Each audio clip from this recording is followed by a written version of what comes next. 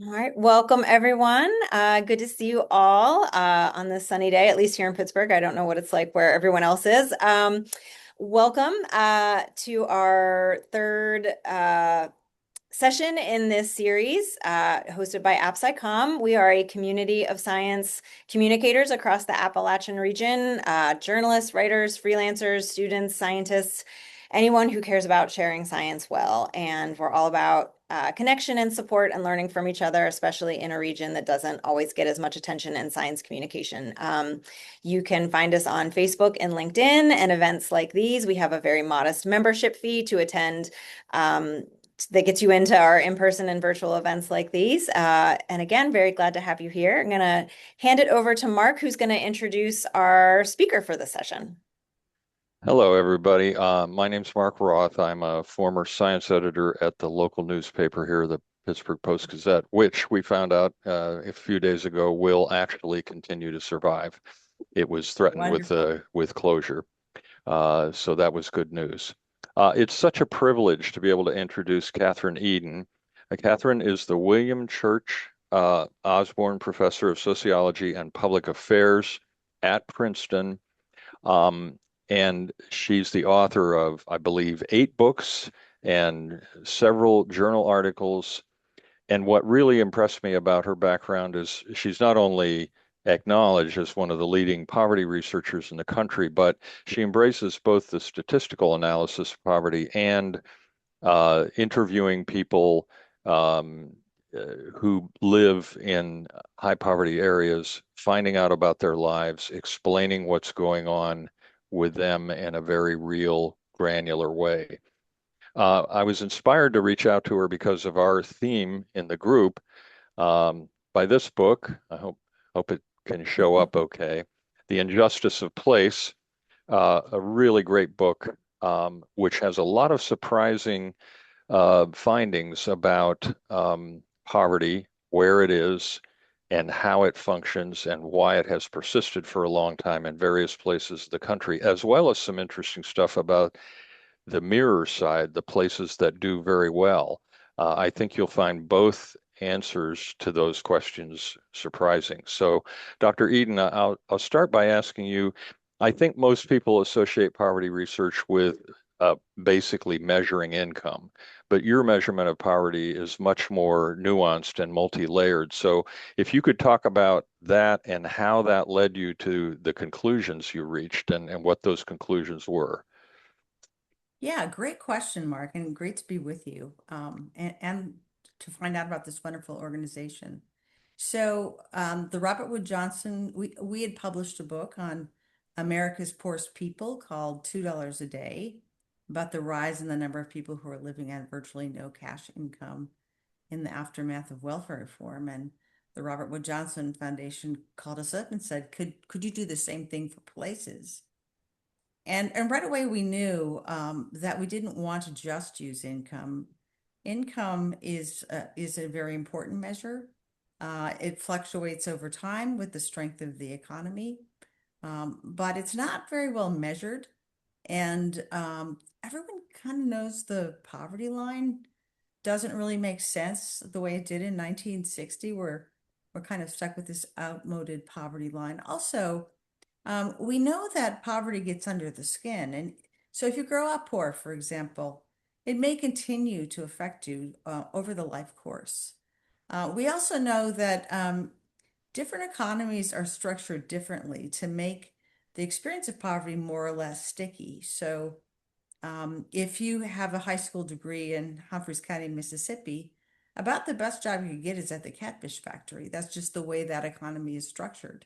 But if you had that same degree in Boston, Massachusetts, you'd have many more opportunities available to you. So we kind of took this measure of income poverty, and we used both the poverty line and half the poverty line. It's called deep poverty. It's a really nice measure. It's a little more sticky than poverty, but both rise and fall with the business cycle. And then we added 2 measures of health to capture that, poverty getting under the skin part. The incidence of low birth weight among babies is just a wonderful measure because it captures the mother's health and well-being, and follows the child forward. Is very predictive of child health problems later on. And then life expectancy. And these vary tremendously, even within a single metropolitan area. Those can vary by 20 years from neighborhood to neighborhood. And finally, a really neat new measure of intergenerational mobility that measures the chance that a kid being raised in poverty will rise to the middle class. So we used machine learning to create an index of these 5 factors. And it's absolutely fascinating. So we literally applied these scores to every county and every city in the US. And then we put it on a map, and I'm from rural America, from Minnesota, but central Minnesota, but I spent my whole life studying urban poverty. And of course, the most disadvantaged places in the country are not urban, but rural. And some rural places are very advantaged, but in the deep South, central Appalachia in particular, and it's in South Texas and in many of our native nations, this disadvantage is just really profound, and it's very, very geographically focused in these 4 regions of the United States. So correct me if I'm wrong about this, but the way I identify them in my head is the Tobacco Belt, Yep. Appalachia, the Yep. Cotton Belt, and South Texas, which is sort of an agricultural-based economy. Yeah, it was where the first irrigated vegetables were grown and became the number 1 national producer of spinach and onions. So there are lots of statues of spinach and Popeye around that region of the country. But yes, that was it really arose about 1910, just as the Mexican Civil War was pushing lots of Mexicans across the border in search for work. And so that became an extremely poor region over time, despite this really rich agricultural history. So, in the names of 2 of the places, you've sort of got a description of what was the dominant industry. And even though each of these areas has their own particular story, I think one of the commonalities I saw in your book is that these were all places that were sort of single industry or heavily Correct. dominated by a couple of industries. And since our focus is Appalachia, could you talk a little bit about that? Because part of what's interesting to me is that those industries changed over time, and the It earlier did. dominant industries were not ones I was familiar with, even though I've grown up in and around Appalachia myself. Yeah, so these mono economies characterized each place, and literally any other industry was kind of ruthlessly pushed out because the dominant class didn't want competition for labor, and they wanted to keep wages very, very low and exploit their workers in other ways. In Appalachia, though, central Appalachia, it really starts with salt. There is some copper mining too, but in the area that we were in, which was Eastern Kentucky, the first families to come to Clay County, which is the county that we did our ethnographic work in, where we literally moved in and talked to people for many months. That region, there were a couple of families that came from Virginia. They were kind of the second sons of the second sons of wealthy planters. And they built salt mines with enslaved labor on the banks of the creeks in that region. And interestingly enough, that's the salt industry produced such wealth for those early settlers that a scion of one of those families became the governor of Kentucky, and the other became the leader of the U.S. House of Representatives. And up until very recently, those 2 families still controlled the town. Now, the next industry to really come in was timber. I mean, there had been subsistence farming all along, kind of along with the salt mining. But both the salt mines were essentially destroyed during the Civil War, and subsistence farming, the family size, the splitting the farm between all of the kids, they got smaller and smaller, and you just really couldn't sustain a family anymore. So in comes timber. And here, these original settler families, the local elites, are not the owners, but they're the sort of the handmaidens. Mm. They facilitate the timber barons coming in and destroying so much of the forest and become very rich being these middlemen, particularly because they own so much of the land. So you can just imagine. And then, of course, next came coal, just as really the hills were stripped bare with all the, sort of the erosion into the streams. And just as this was sort of petering out, um, bituminous coal was discovered. And so that industry also used the local elite to sort of pave the way for coal. And of course, the building of the railroads that was needed to really extract the coal and bring it to a national market. So in each case, the local elite remained the elite, although many of the profits, which was true in all of we called them internal colonies, each of these regions, um, really very little of it stays in the region. It is extracted out to the industrial barons in the Northeast and Europe. Can you just give us a quick idea on the time scale? When were salt and then timber and coal Yeah. kind of dominant? Yeah. So 1820 till about the Civil War was the salt industry. And it's, and then what we see is timber coming in shortly after the Civil War as subsistence farming hangs on a little longer Hmm. than salt. But we see timber coming in, and then we really see coal coming in really the early part of the 20th century and hitting its zenith, believe it or not, in the 20s and 30s. It's Yeah, been on a downward slide for a very long time. It's not recent. right, right. So you talked about the local elites already, which was a fascinating part of the book to me, the idea that you have these sort of, and I suppose you find this all over the country, but it seems to be more stark or, you Yeah, know, in these internal colonies, you have no middle class. So it's in all of the land is owned by the elite. So you have this right. landless um, lower lower socioeconomic group, and then you have the owners with nothing in the middle. So it And is that very is, stark. and that's pretty much continued to the present. It has, Yeah. yes. But then there were the outside elites. So who were some of, particularly with coal, are there some notable people or companies to point to that really, you know, profited heavily, or was it fairly widely distributed?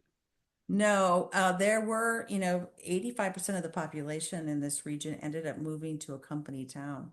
Mm, And International Harvester was a very big player. Some of the biggest corporations in the country that might have been developed. International Harvester was developed after the invention of the cotton gin. So going all the way back to the beginning of cotton. Um, but but but I but didn't know that. really, then it got into the business of coal. So a lot of the Mm. very, very big industries um, got involved with coal and built these company towns. Some of them more leisurely than others, but of course, you're one paycheck away from losing everything if you lived in a company town. And of course, you were exploited at the company store. So if you didn't please the bosses or if you went on strike, you didn't just lose your job, you lost your home. And a But real quick follow-up on that, you talk about a couple of the notable kind of rebellions yeah, in coal country against the coal companies and the conditions they put people under. What difference did it make when you were also living in a company town? How did that play out in the way that these uprisings were kind of suppressed? I'm thinking of the Battle of Everts first off, but it was in the fact that there was such labor activism in the face of the exploitative coal companies is quite extraordinary because you literally were risking your life and your family was literally going to starve. Hmm. there's one story, it actually comes from the Mississippi Delta, which is another place that we really embedded to study the Cotton Belt close up. There were literally people lining the highways, whole families lining the highways as part of the strike activity, starving.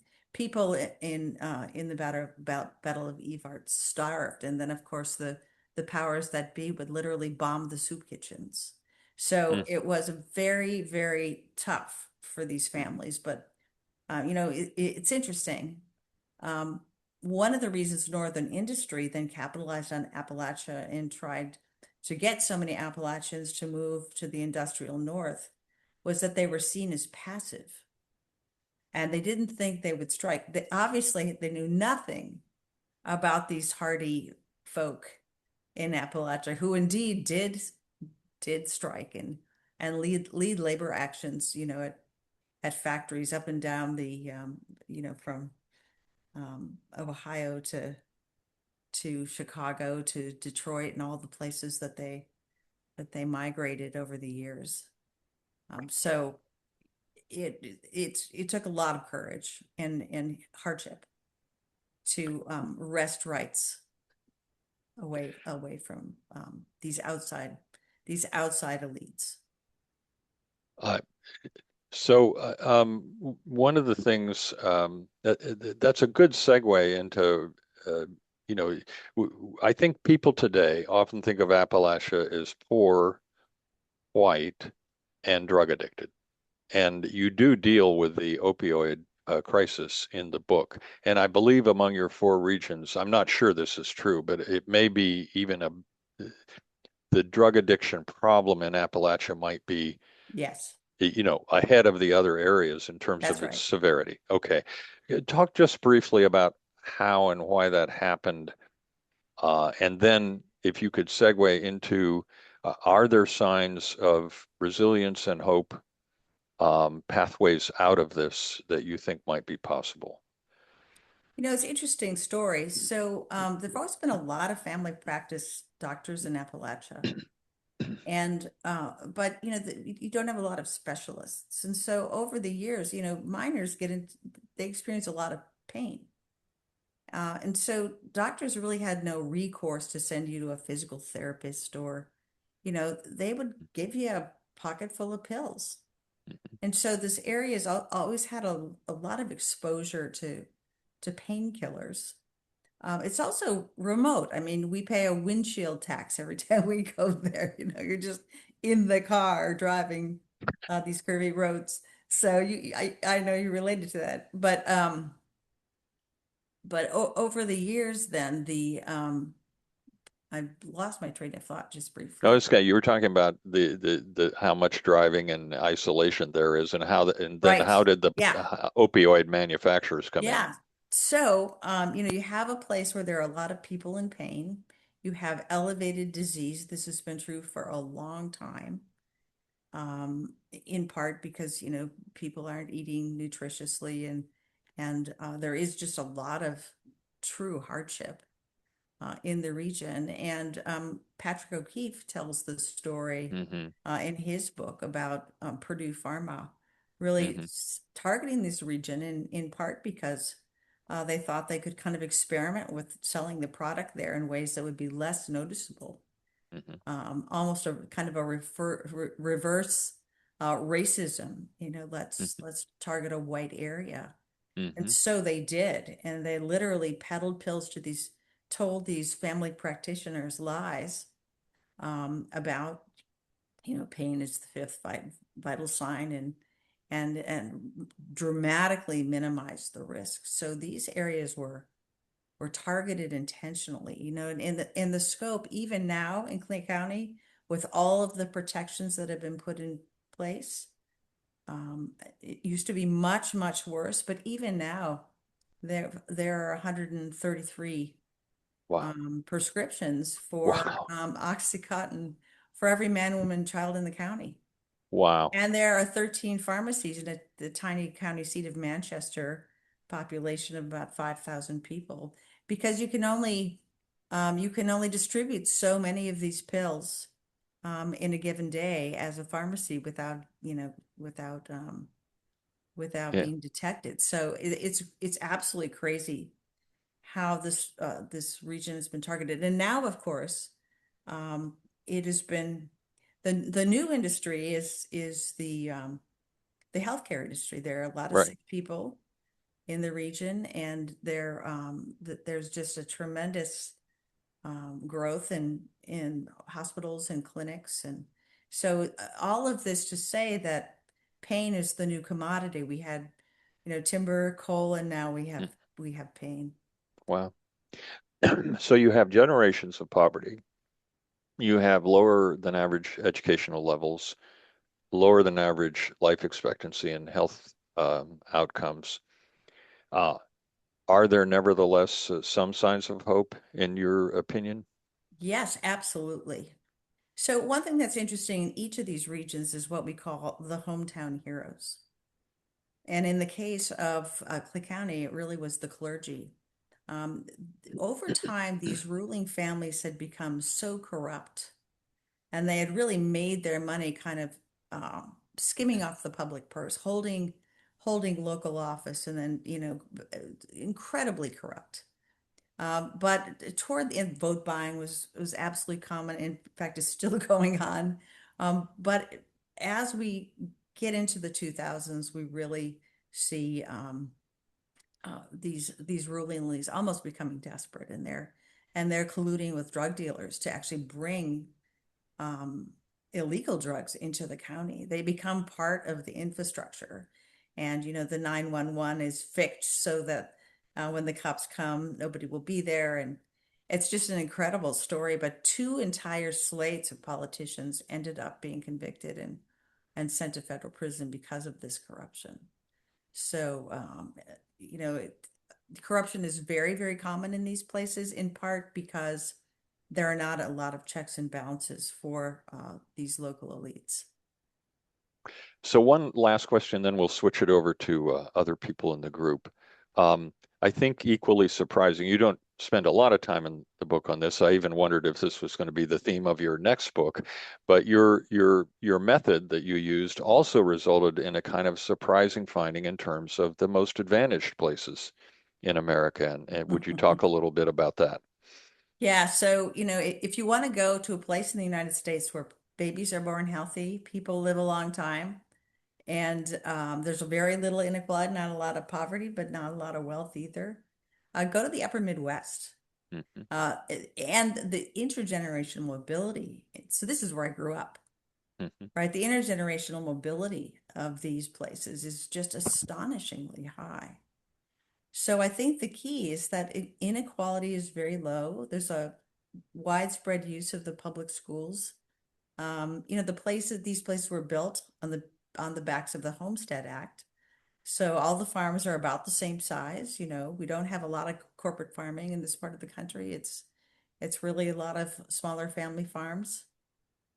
So it's just if you look at the Dakotas and Nebraska and Iowa, Wisconsin and Minnesota, you really see just this strong contrast. Now, this is a whiter place Hmm. than much of the Deep South, but there are also places like Maine and parts of New England that are predominantly white and do not fare well at all. And of course, there's Appalachia. So Yeah. it's not just race, but definitely there are advantages that accrue over the generations that that benefit this region, as well as just this very low inequality. And this, like it's Garrison Keillor country, right? So everybody's a little above average.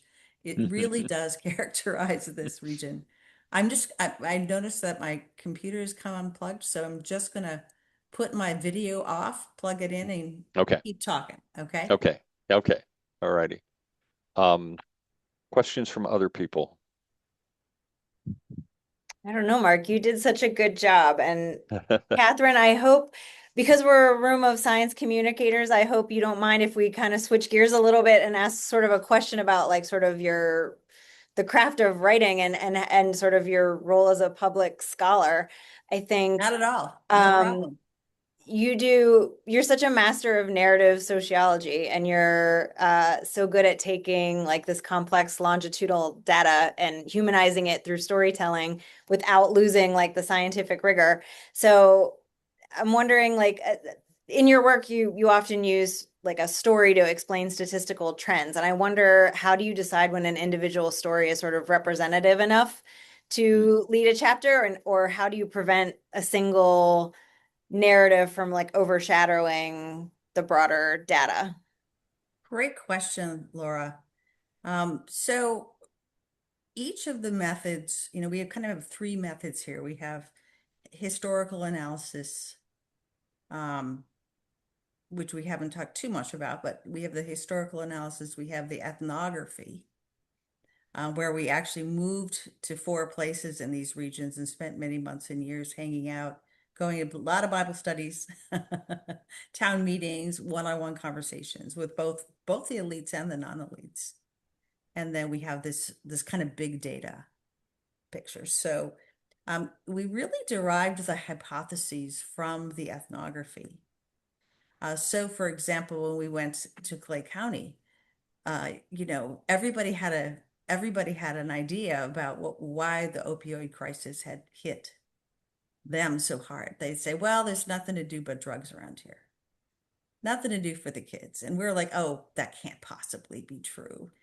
It can nothing to do really, really be so important. So, once you hear something over and over again, you start to pay attention to it. And we started thinking, well, these places, lots of these folks did live in company towns where there was a lot of social infrastructure. And that's just like the places where you go to build social bonds. And over time in Appalachia, sometimes like in one fell swoop, when a company pulled out of a town, you lose the movie theater, use the bowling alley, the roller rink, these crucial places where people actually come together and build up. The downtowns become moribund. So we hear the story, right, over and over again, but we don't stop there.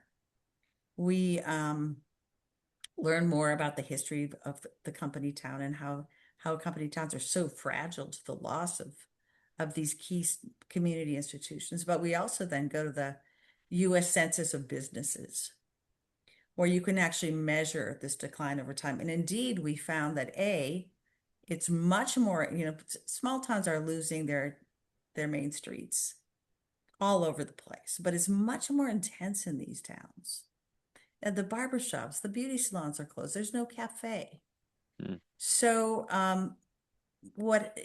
what happens is that social bonds atrophy. People are very isolated. And if something like Purdue Pharma comes to town, you're kind of defenseless. You don't have that community safety net to hold people. And so we also saw, when we correlated the change, we measured the change in social infrastructure, and then we measured the change in opioid deaths. It was the strongest predictor of opioid deaths of anything in our statistical models, Wow. including unemployment rate, which is what you would kind of think, right? This is kind of self-medicating, whatever. So it was extremely powerful.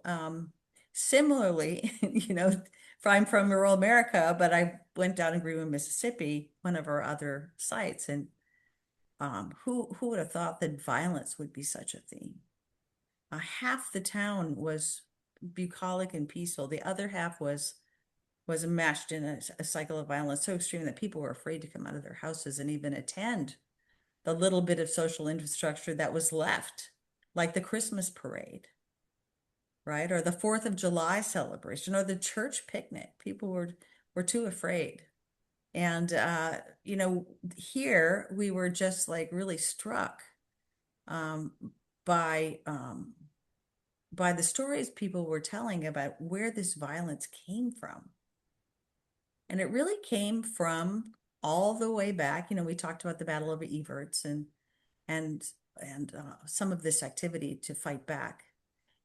Came all the way back to the way local elites used violence to keep down the have-nots and to keep Mhm. their labor costs low and to keep them from leaving and really to keep them as a sort of peonage.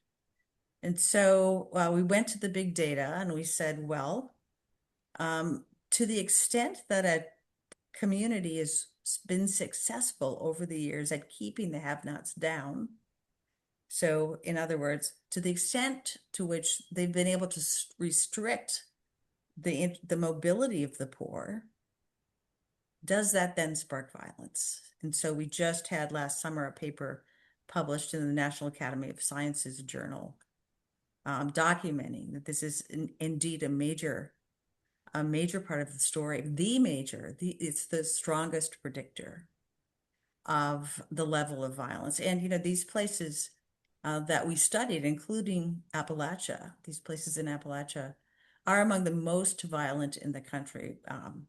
We're talking as violent as Chicago or Memphis. So it's kind of surprising. And we don't think Mhm. of this as an everyday reality, but it's really almost it functions through frustration and a loss of hope. We have the group Together for Hope coming to Princeton next week they've got a new movie out, Hope Rising, really about these regions and what their organizations do in there. And we were just at Georgia College and State University talking to a group of rural change makers there. But you got to have hope. Young I think people have to have hope.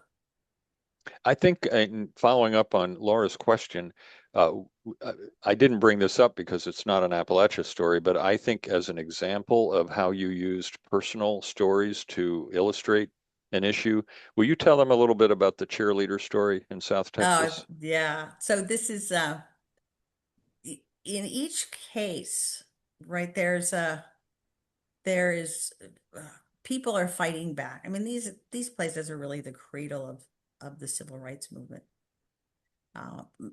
Earlier, workers' rights in Appalachia and then civil rights in the rest of our towns. But Hispanic, the Mexican American and white folks didn't go to the same schools. It was one community activist called it Jim Crow with the sombrero. So that was really the condition. And not only that, but there was only one high school and it was kind of whites only.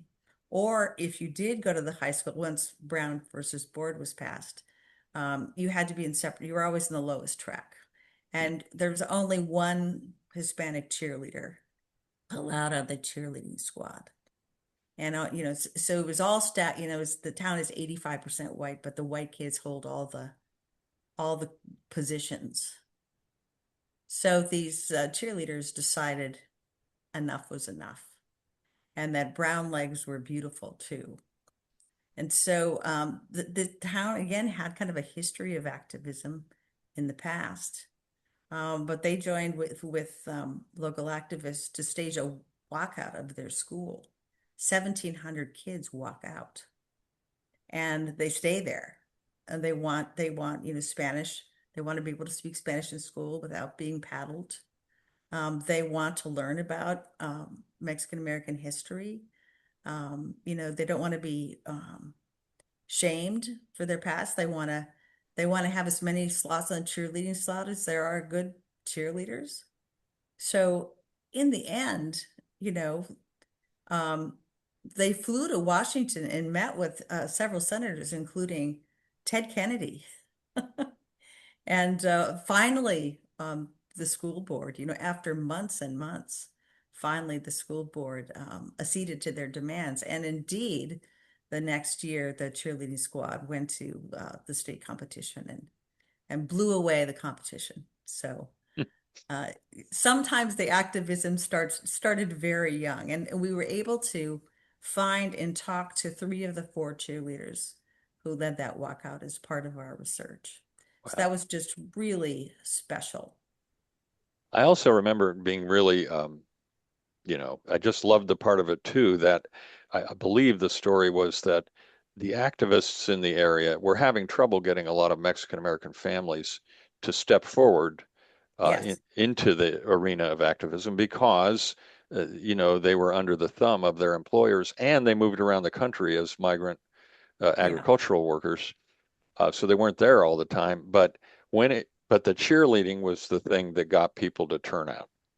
It really was. And, it was fascinating to, when it's your kids and when it's, fathers, when it's your daughter who's being shamed for the color of her legs, that really got to these parents.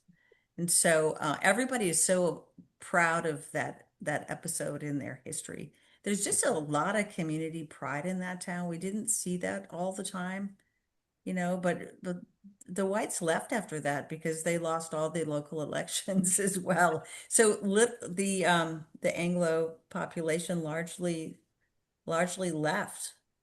Hmm. And there's a lot of self-determination there. There's not a lot of resources, but Mhm. the schools perform very poorly, but it's not because the teachers don't care. The teachers are passionate, Mhm. but the parents don't many times that parental generation who was locked out of education still has extremely low literacy. So those deficits get passed on to kids, Hmm. and those Hmm. teachers are working really hard. But there is a sense of pride. The marching band is the biggest thing in Hmm. town. So. Michelle, I believe you had a question. I do. And, a lot of this resonates with me. I grew up in Johnstown, Pennsylvania, which was a Yeah. company town, steel town, and has still not recovered from the death of the steel industry.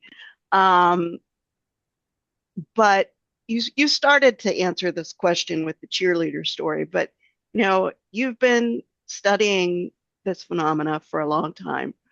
God knows Robert Reich has been talking about it since the early 90s. How do you keep hope, especially given the level of inequality that exists today? Well, Robert Reich was my first publisher. He started a magazine many years ago, and I wrote the lead article. So, I owe him a lot. But I think, unfortunately, he doesn't get to go out and do what I do.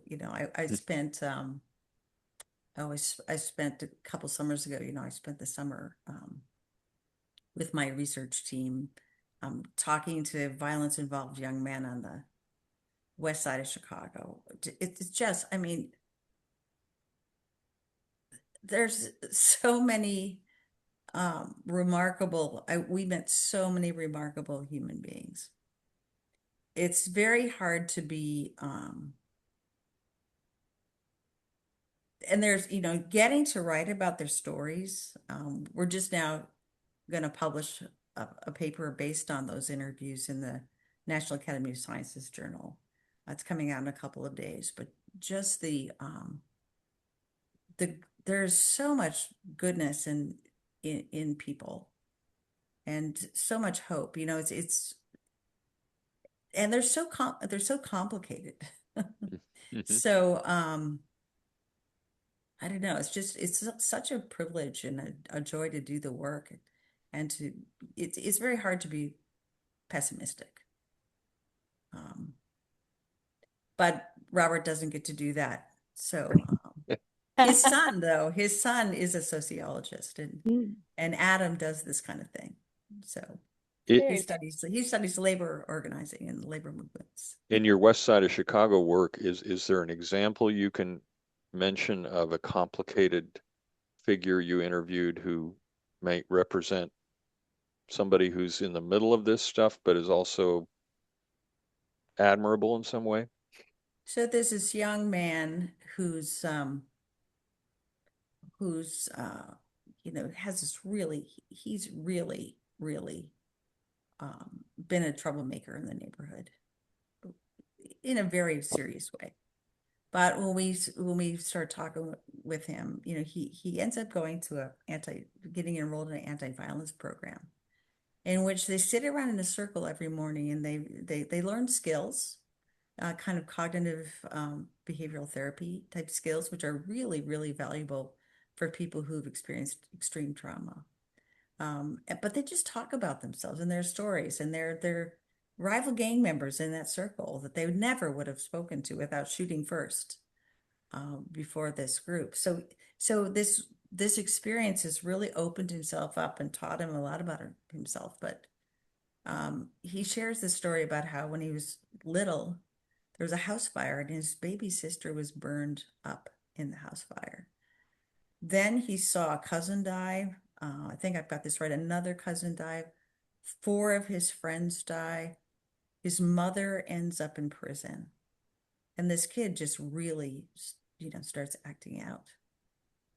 But he comes to view himself, not what he's doing, but he comes to view himself as fundamentally bad. This becomes a self-identity. I mean, this guy is so soft and so sweet, but he comes to really see himself as a monster. And then through this program, he realizes that, it's not him who's bad, it's the circumstances he was in. I mean, he was literally trying to feed himself. There was, there and feed his, take care of his brothers and sisters. And so he begins to see, he kind of becomes a sociologist in a way, He begins to see the structural origins of his own behavior, and he forgives himself. And he becomes this incredibly insightful person. So, like how when you're driving,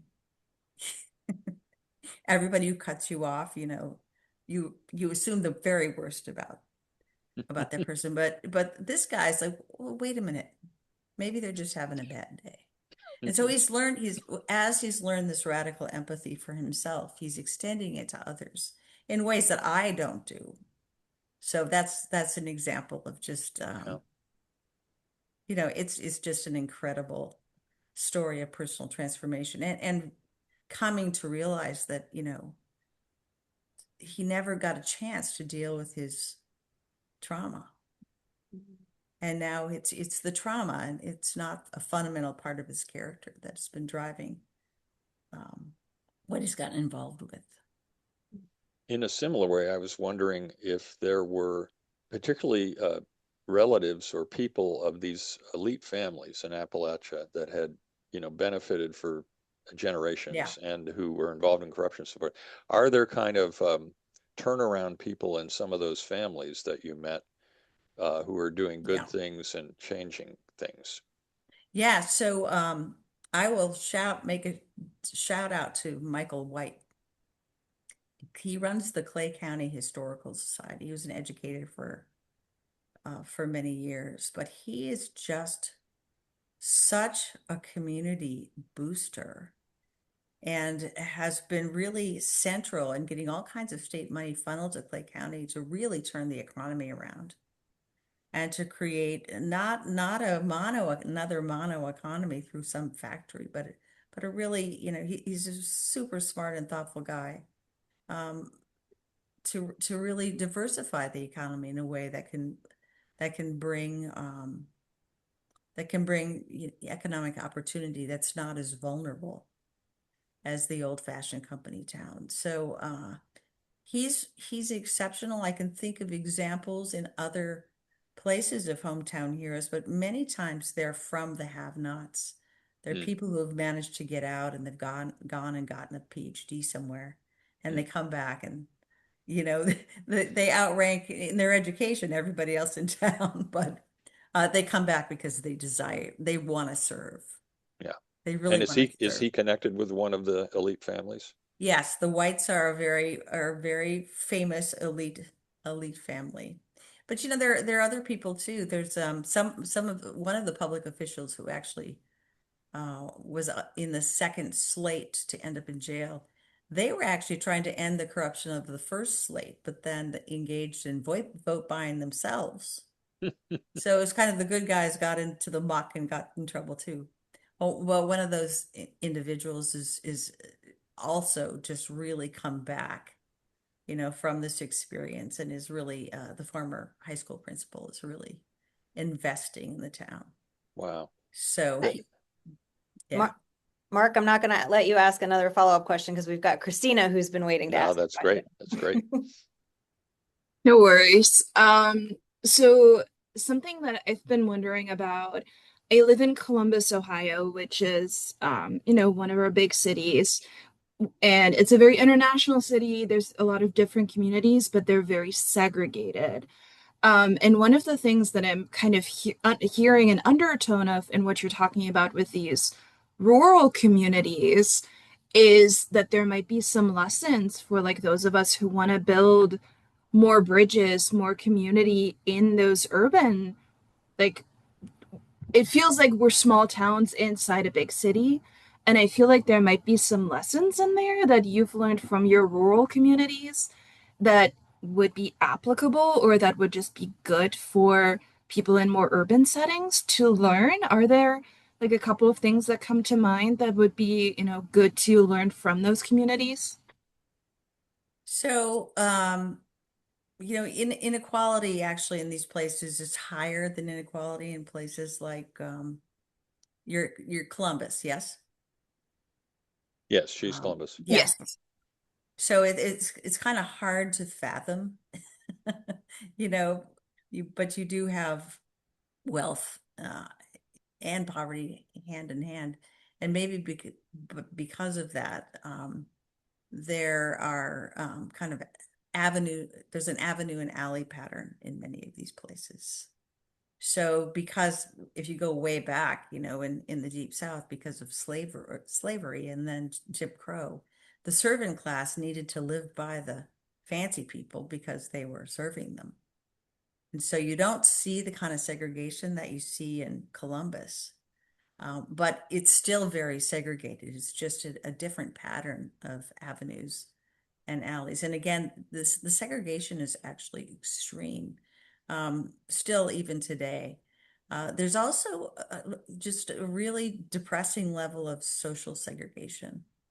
If you look at a measure of cross-class friendships, which is, if you want more mobility, intergenerational mobility in your place, you'll encourage people to forge cross-class friendships because it's the biggest predictor of the level of inequality.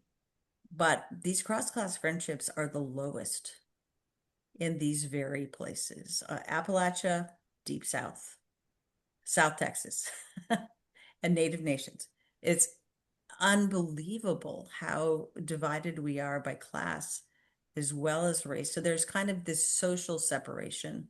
And it pervades, even the churches. One thing that was kind of exciting about the hometown heroes in Clay County, Kentucky, is they got together. The clergy were really the heroes in this case, and they got together and they organized a march against these corrupt politicians and the drug dealers. They renamed Manchester the City of Hope after it being the epicenter of the opioid crisis, and they led this march against the drug dealers, and a quarter of the population turned out. Wow. Was so there are moments where things are breaking through, and this was the Holy Roller churches and the Fancy Baptist Church downtown Manchester all show up and march together. So capitalizing on those moments, I think, is really offers an opportunity.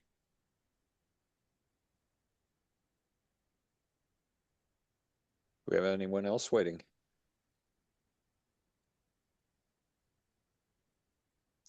You talk at the end of the book, this might be a good way to segue out. You kind of list a set of things that more systemically would help those areas and the nation, climb out of the situation we're in. Can you talk a little bit about some of those points that you cover in that last chapter? So, some of these are obvious and others are not. First, avoid segregated schools. You can't really grow as a community if you have segregated schools. In Greenwood, Mississippi, there are 5 high schools in a tiny little town of 13,000. And that means nobody could get behind anything. It's And it's a way of continuing this segregation across social institutions. Second, if you want to deal with violence, if violence is a problem in your community, you have to pay attention to intergenerational mobility. What are the opportunities? Are there chances for poor kids to move to the middle class? And are we investing in these? Is our local Rotary Club or Lines, or whatever, are they focused on? Are our congregations focused on building these cross-class friendships between young people and older people? Third, we really need arcades and bowling alleys. We need to populate our public libraries with lots and lots of events. I've talked to the USDA a lot about this because that's the major federal agency overseeing rural issues, and they are prohibited by statute from investing in social infrastructure because Wow. it's coded as recreation. But we have thousands and thousands of nonprofits, and we spoke to nonprofit groups, we've told them invest in and put an arcade in town. Do something that brings the community together. And another thing I think that's really tempting for towns is to chase stacks. In other words, smokestacks. Like when you've been in one of these mono economy towns, your Chamber of Commerce or your Economic Development Agency wants to find that new economic savior.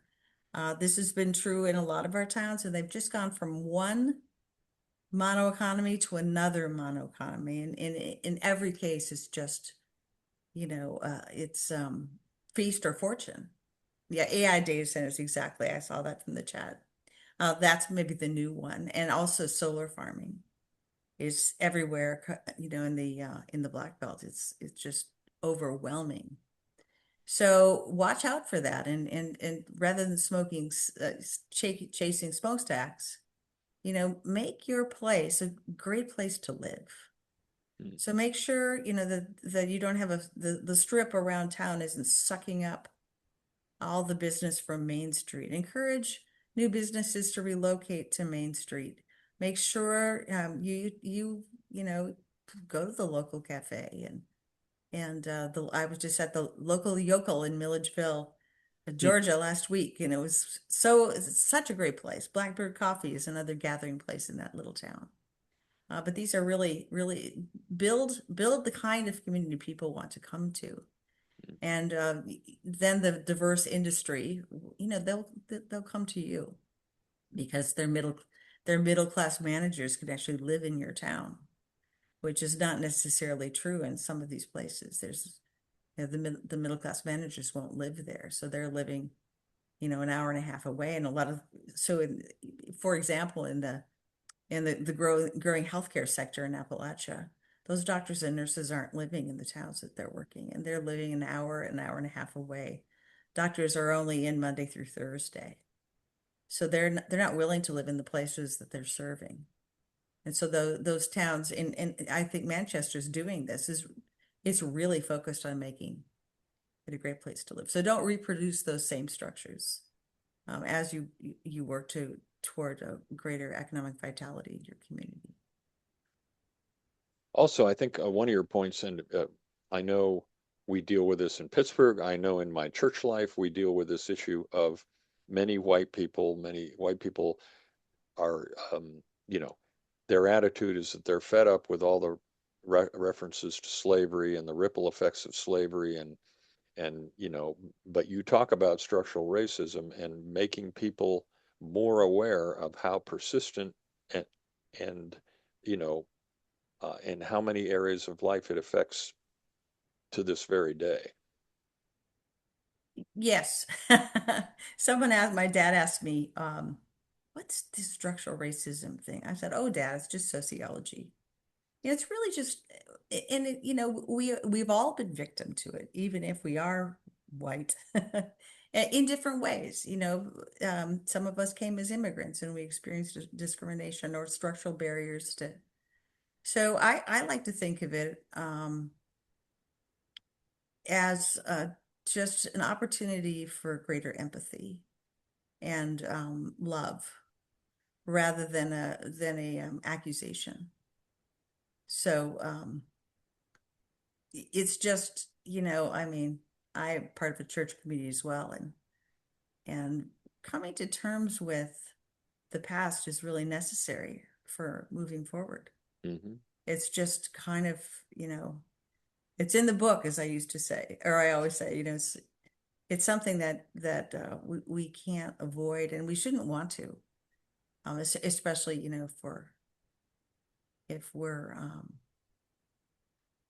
if we want to live into our beliefs. Yeah. Well, that feels like a wonderful place to wrap up. I want to be mindful of time. I think it's clear we could be talking to you for a much longer period This of was so time. much fun. Yeah, this I was a Thank you. really delight. enjoyed it. Thank you so I'm much. excited by what you're doing, and Mark, thanks for being patient. I'm really happy to have had the opportunity. Well, that's the price you pay when you've got a busy and impactful person that you're dealing with. So that's absolutely fine. Well, I'm I glad should we clearly be spending more time doing this kind of thing. Well, thanks so much. It's been, I hope, an education for everyone in this session. Reading the book was an eye opener for me. And I would say that in the context of somebody who wrote about many of these issues as a Yeah, you journalist have. and lived my life thinking about these issues. And there was so much, there continues to be so much I didn't know. I mean, I just found out this week, was totally ignorant of this, that the detention camps that we all know about, the internment camps for the Japanese in World War Yeah, II, were also full of, not as big a number, but they were full of German Americans and Italian Americans as they well. certainly were. And And that's there have just been not no a, reparations to those families. exactly. And just not many people know a lot about our history, but you're one of the people that lifts it up. So I really appreciate the chance to have you here today. And go visit these places. They need your dollars. They need your tourist dollars. Sounds like a great idea. That's great advice. Okay, Thank you so much. Thank you. thank you. Really appreciate Thank it, you guys. so much. Thanks for being with us.